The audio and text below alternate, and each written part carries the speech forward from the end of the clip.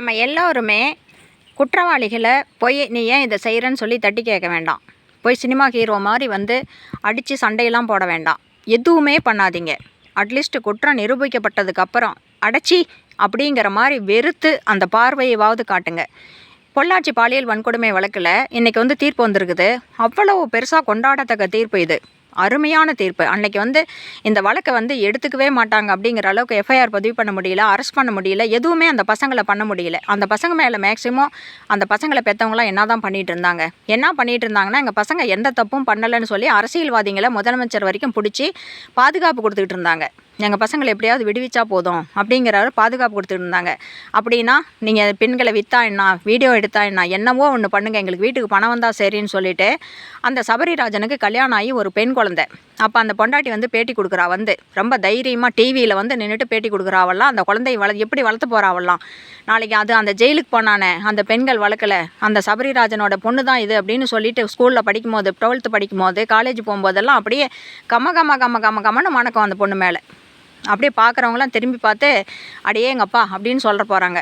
அவெல்லாம் பொம்பளையா நினச்சா அவ்வளோ கோவம் வருது. இந்த மாதிரி வந்து சின்ன வயசு பொண்ணுங்களே வந்து இந்த பாலியல் குற்றத்துக்கெல்லாம் வந்து துணை நிற்கிறாங்க.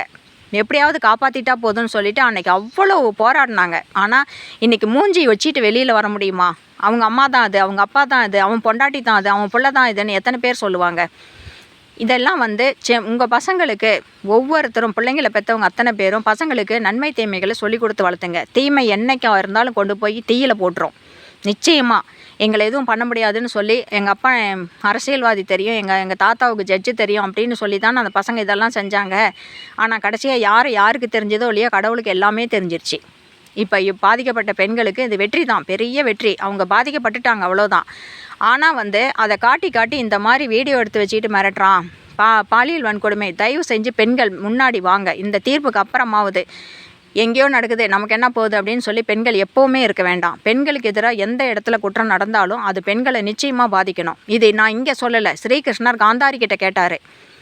கண்ணை தானே கட்டிகிட்டு இருக்கிற அம்மா நீயே, உன் உடம்புல துணி இல்லாமல் ஒரு பொம்பளை கூட்டிகிட்டு வந்து சபையில் நிறுத்தி 1000 ஆண்களுக்கு மத்தியில் துணி உருவுனாங்களே, அப்போ கண்கள் மட்டும்தானே உனக்கு கட்டப்பட்டிருந்தன, உன் உடம்புல உணர்வு இருந்திருக்கும்ல, அதை கண்ணை கட்ட அவுத்து எரிஞ்சிட்டு நிறுத்துங்கடா அப்படின்னு சொல்லி நீ எந்திரிச்சு நிற்கலையே, எதுவுமே பண்ணலை.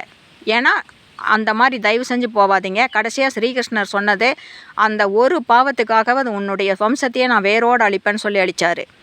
ஆனால் நீங்கள் நினச்சி பாருங்கள், ஒரு நாளைக்கு 16 பிள்ளைங்க செத்து போயிட்டாங்க, ஒரு நாளைக்கு 20 பிள்ளைங்க செத்து போயிட்டாங்க அப்படின்னு சொல்லிட்டு 10 நாளையில் போரில் 10 நாளையில் துரியோதனுடைய 99 தம்பிகள் செத்து போயிட்டாங்க. அந்த அளவுக்கு கொண்டு குவிச்சார். இதனுடைய கடவுள் ஆக்ரோஷமாக எந்திரிக்கிற வரைக்கும் யாருமே விட வேண்டாம். பொண்டாட்டியாக இருந்தாலும் சரி மேக்சிமம் போராடுங்க. எத்தனை விஷயத்துக்கு புருஷன்கிட்ட போராடுறோம்? ஒரு விஷயம் 2 விஷயத்துக்காக புருஷனுக்கிட்ட போராடுறோம். போர்க்களமே தான், கல்யாணமே ஒரு போர்க்களம் தான். இத்தனை விஷயத்துக்கு தான் நியாயம் பேசுகிறோம், இத்தனை விஷயத்துக்கு போராடுறோம், சொந்த பந்தம் எத்தனை பேர்த்துக்காகவும் போராடுறோம். ஆனால் பெண்கள் தயவு செஞ்சு எங்கேயோ நடக்கிற இந்த மாதிரி அநியாயம் பண்ணுற புருஷனுங்களுக்கு துணை நிற்காதீங்க. தயவு செஞ்சு துணை நிற்காதீங்க. அது வீட்டில் இருந்தாலும் சரி, ஊரில் இருந்தாலும் சரி, அடைச்சி நீயா அப்படிங்கிற மாதிரி வெறுப்பை காட்டுங்க. எத்தனை பேர் வெறுக்கிறது மட்டும்தான் நமக்கு வேலையே. அது மாதிரி இந்த மாதிரி குற்றம் சாட்டப்பட்ட மனிதர்களுடைய இது வந்து தப்பே இல்லைங்க. இது வந்து மனித உரிமை கழகம் வந்து அவங்க என்ன பண்ணுவாங்க இவங்க என்ன பண்ணுவாங்கன்னு இல்லை.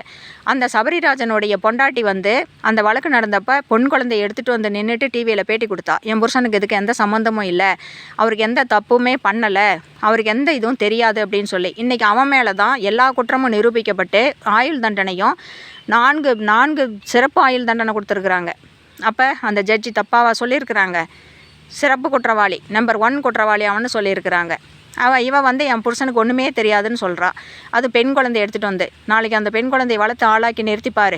அது காலேஜ் போகும்போது சொல்லுவாங்க, அந்த குற்றம் சாட்டப்பட்ட அந்த சபரிராஜனுடைய பொண்ணு தான் இதுன்னு சொல்லிட்டு உன் பொண்ணு அனுபவிக்கும் பாரு அந்த ஒவ்வொரு கஷ்டத்தையும். அந்த பொம்பளைக்கிட்ட தான் நான் சொல்கிறேன்.